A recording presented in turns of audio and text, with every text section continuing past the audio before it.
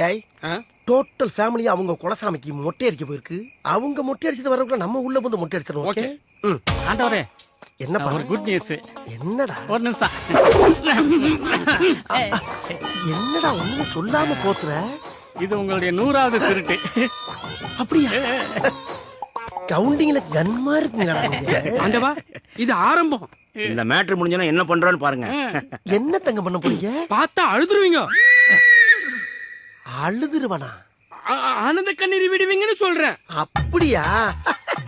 இருங்க கையை கழுவணும். அழுகுன கைதான்டா. உங்க கையை இப்படி நீட்டுங்க. உங்க அப்பா பாட்டம் முப்பாட்டம் எல்லாரையும் வேண்டிக்கிட்டு ஒரு 3 சொட்டு கீழே விடுங்க. விடுங்க விடுங்க.